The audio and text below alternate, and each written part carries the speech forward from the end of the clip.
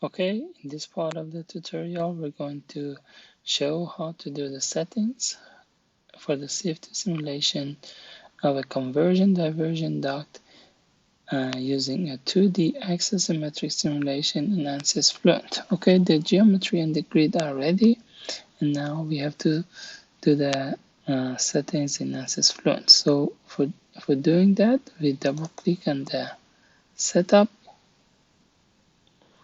See that the Fluent is starting, so we select double precision. We want to take a look at the grid after it opens, and then we click on start. So we wait a couple of seconds for the software to open. Okay, we already see the environment.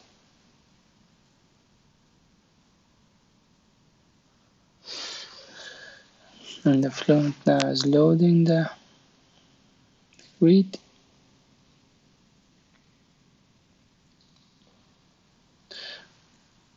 Okay, also with some warnings. So one of them is that we have the access as one of the boundary conditions, but the simulation is now set in 2D. So it warns us that we have an axis which is typically used for axisymmetric simulation. So we will set it later on.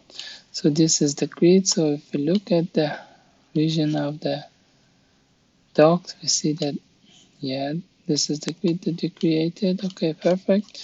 So we zoom back and start to do the settings. So the first thing, we check the scale. So the domain is from minus 10x,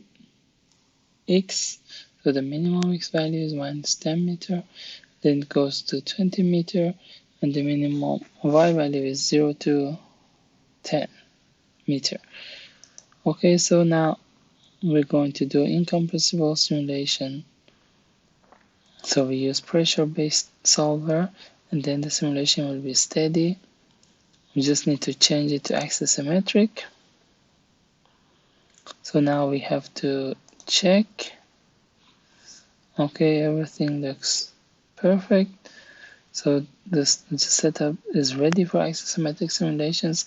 Sometimes when you switch to axisymmetric and you check the grid, you receive an error here, and that is because of the small tolerances and the small errors that the software might have at the position of the axis. If you check here, then if the y minimum value is not 0, but for example in the order of e minus 30, then if the value is negative, Fluent gives an error. So then you can easily use the transform and then translate grid, and then the value that you have here as a negative value, you can put a positive value for the translation, and then shift the whole grid a little bit higher to the positive value, then the error will disappear. Okay, for now we don't have any error. We can also check the quality. See the minimum orthogonal quality is 0.43, which is acceptable, and the maximum aspect ratio here is about 100. Okay, so let's continue with the settings. So we go to the selection of the turbulence model and the viscous model. In this recent version of Fluent, the default is the SSDK omega model. Also, you're going to use this model as this is one of the most accurate models for wall-bounded flows. So here we also have a wall and a development of a boundary layer along the duct. So we prefer to use the SSDK omega model. And then because at one point along the wall we might have transition from laminar to turbulence, then we also activate the intermittency transition model to help us predict the transition point. Okay, we confirm the selection of the model, we close this panel, and then we go to boundary conditions. So what we need to set is the inlet. So we select the magnitude and normal to the boundary. So we select 5 meters per second as the inlet value, and then for the turbulence settings we use 5% turbulence intensity and 1 meter turbulence length scale equal to the diameter of the duct. And then also in the outlet we use the same turbulence setting, so based on the intensity and length scale. So the boundary conditions is also set. We go to the reference value, select it from the inlet, so it will only change the velocity. For the length and area we will not be using that, so I'll just keep it as default, which is 1. But in some cases, for example, when you're going to get the monitors of lift, drag, and moment coefficients, then you need to set these values properly. Okay, so we are done with the main setup. We go to the solution setup. I change the scheme to a simple scheme, and then the discretization order for all the equations to second order. We go to controls, and then we increase the limit for the turbulent viscosity ratio to 1:20, which is the maximum, so that the software does not limit the turbulence.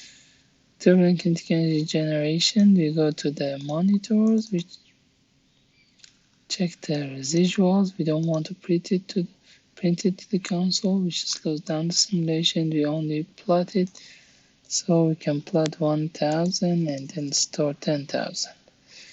Then we activate the show advanced options, and then we got the convergence criteria, we select it as none.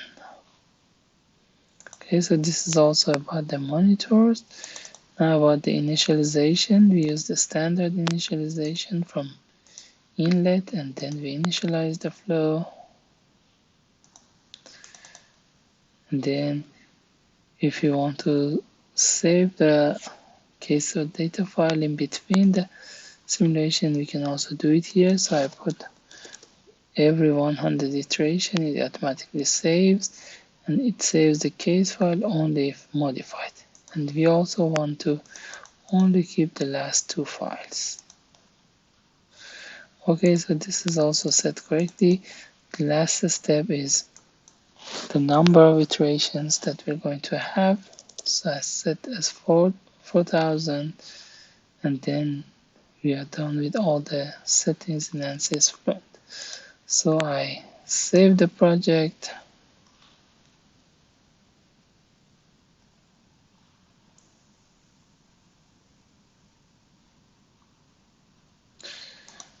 You can also export the case and data file so that you run ANSYS Fluent as a separate module and not inside the workbench environment. Okay, so let's just choose a path for that.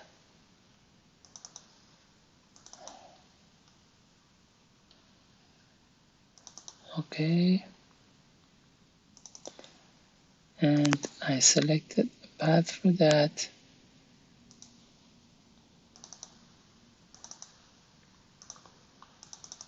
And then I put a name as duct,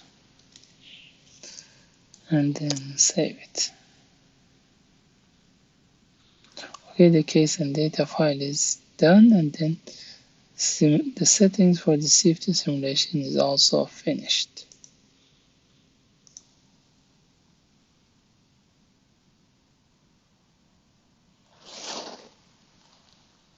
Okay, now we also have the green tick here, meaning that the setup is ready, but we still don't have any solution. It means that we need to iterate for the solution. So I save the project, and this is the end of this part of the tutorial.